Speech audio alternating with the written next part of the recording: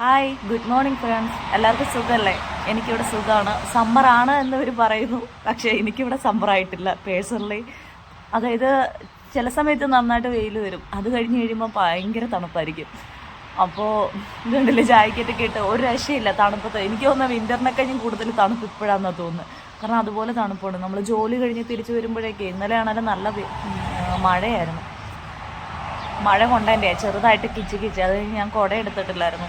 പിന്നെ jacket normal ജാക്കറ്റായിരുന്നു. അപ്പോൾ തലയിൽ നല്ലപോലെ വെള്ളം വീണു. അതിൻ്റേതായിട്ടുള്ള ചെറിയ ചെറിയ കിച്ചുണ്ട്. അപ്പം അതവിടെ നിൽക്കട്ടെ. ഞാൻ പറയാൻ വരുന്നത് എന്താണെന്ന് വെച്ച് കഴിഞ്ഞാൽ, ഇന്നലെ ഞാൻ ഒരു ഷോർട്ട് വീഡിയോ ചെയ്തിട്ടില്ലായിരുന്നു. അപ്പോൾ അതിൻ്റെ ഒരു ലോങ് വീഡിയോ ചെയ്യാമെന്ന് പറഞ്ഞായിരുന്നു.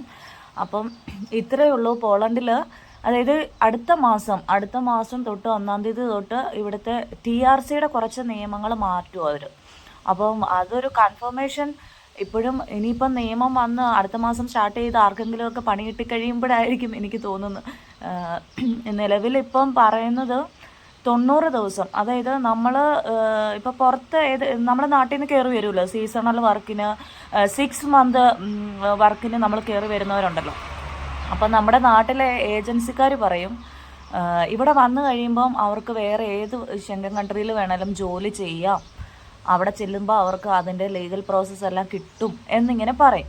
ഞാനിങ്ങനെ വന്നതാണ്. അപ്പോൾ എനിക്കതുകൊണ്ട് നന്നായിട്ട് അറിയാം, എൻ്റെ ബുദ്ധിമുട്ട് എത്രയാണെന്ന് അറിയാം. അപ്പോൾ ഞാനിവിടെ വന്നിട്ട് എത്രത്തോളം സ്ട്രഗിൾ ചെയ്തിട്ടുണ്ടെന്നും എനിക്കറിയാം. അതുകൊണ്ടാണ് ഞാൻ നിങ്ങളോട് പറയുന്നത്, എന്നെപ്പോലെയുള്ള ലേഡീസ് അല്ലെങ്കിൽ എന്നെപ്പോലെയുള്ള എന്നെപ്പോലെയല്ല ചേട്ടന്മാർ, ചേച്ചിമാർ, അനിയത്തിമാർ, അനിയന്മാർ എല്ലാവർക്കും വേണ്ടി ഞാൻ ചെയ്യുന്നത്. കാരണം ഒത്തിരി പേര് എന്നെ കോണ്ടാക്ട് ചെയ്യുന്നുണ്ട്. അവരൊക്കെ എന്നോട് ഇങ്ങനെ ജോലിയുടെ കാര്യം, ഇവിടെ പോളണ്ടിൽ ജോലി എന്തെങ്കിലും, ഇപ്പൊക്കെ പോളണ്ടിൽ എന്ന് പറഞ്ഞു കഴിഞ്ഞാൽ ഏറ്റവും കൂടുതൽ വെയർ ഹൗസ് ജോബുകളാണ് കിട്ടുന്നത്.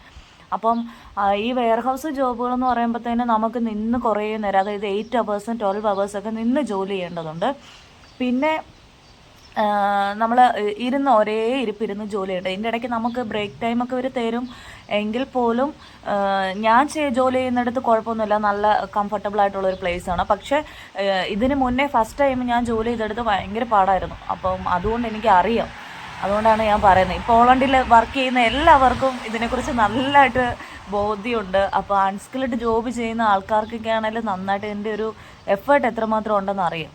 അപ്പോൾ അതുകൊണ്ടാണ് ഞാനീ പറയുന്നത്, നമ്മൾ പുറത്തെ കൺട്രിയിൽ നിന്ന്, നാട്ടിൽ നിന്ന് വരുന്നവർ പുറത്ത് നമ്മൾ ഏതെങ്കിലും ഒരു കൺട്രി ജോലി ചെയ്തുകൊണ്ടിരിക്കുമ്പോൾ ഇപ്പോൾ ഇവിടെ നിന്നിട്ട് ഇവിടുത്തെ ഫ്രണ്ട്സ് ആരെങ്കിലും വിളിച്ചിട്ട് പറയും മഴ പെയ്യുന്നുണ്ട് കേട്ടോ.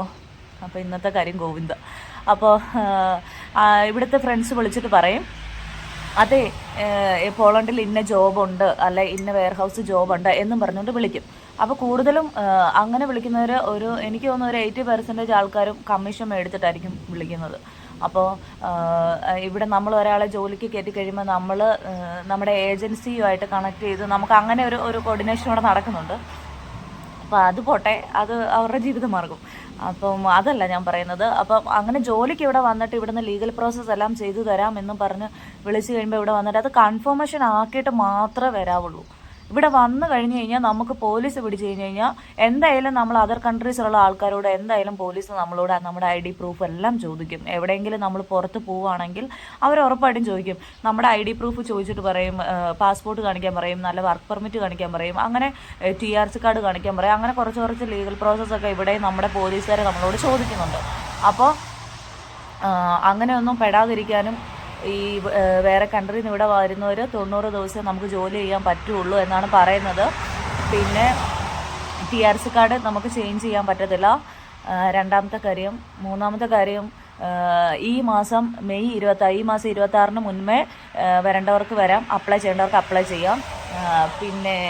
പിന്നെ അവർ പറയുന്നത് 4 കാര്യങ്ങളാണ്. അതിലൊരു കാര്യം, നമ്മളിവിടെ വന്നു കഴിഞ്ഞിട്ട് നമുക്ക് തിരിച്ച് നമ്മുടെ 90 ദിവസം അതായത് 6 മാസം നമ്മുടെ പുറത്തൊരു കൺട്രിയിൽ നമ്മൾ വർക്ക് ചെയ്തിട്ട് 4 മാസം അവിടെയും വർക്ക് ചെയ്ത് 2 മാസം ഇവിടെയും വർക്ക് ചെയ്യുകയാണെന്നുണ്ടെങ്കിൽ 4ഉം 2ഉം 6 മാസം നമുക്ക് അങ്ങനെ ഫിനിഷ് ആയല്ലോ. അപ്പം ഫിനിഷായിട്ട് നമ്മൾ നാട്ടിലോട്ട് പിന്നെ തിരിച്ച് നാട്ടിലോട്ട് ഇവർ ഡീപ്പോർട്ട് അടിച്ച് നാട്ടിലോട്ട് വിടുകയാണ് ചെയ്യുന്നത്. അപ്പോൾ അങ്ങനെ കുറച്ച് കാര്യങ്ങളുണ്ട്. അപ്പോൾ ഇത്രയൊക്കെ പറയാനായിട്ടാണ് ഇന്നലെ ഞാനൊരു ഷോർട്ട് വീഡിയോ ചെയ്തത്. അപ്പം ഇവിടെ വരുന്നവരും ഇവിടെ വരാൻ ഉദ്ദേശിക്കുന്നവരൊക്കെ ഇതൊക്കെ ഒന്ന് മൈൻഡിൽ ഓർത്തിട്ട് വരിക.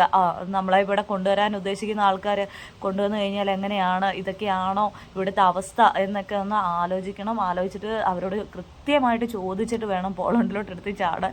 അപ്പം ഞാൻ ഇക്കാര്യം ഒന്ന് ഓർമ്മിപ്പിച്ചെന്നേ ഉള്ളൂ. അപ്പോൾ എൻ്റെ ഈ വീഡിയോ ഇഷ്ടപ്പെട്ടിട്ടുണ്ടെങ്കിൽ ഇതുപോലുള്ള ചെറിയ ചെറിയ വീഡിയോസ് ഞാൻ നിങ്ങൾക്ക് അപ്ലോഡ് ചെയ്ത് ക്രിയേറ്റ് ചെയ്തായിരിക്കും. അപ്പോൾ താങ്ക് യു സോ മച്ച്. പിന്നെ എൻ്റെ ചാനലൊന്ന് സബ്സ്ക്രൈബ് ചെയ്യുക. ഞാൻ പുതിയൊരു ചാനൽ തുടങ്ങിയതാണ്, അപ്പം എല്ലാവരുടെയും ഒരു സപ്പോർട്ട് വേണം. അപ്പോൾ thank you so much. Have A nice day. അപ്പം ബൈ പാർവതി.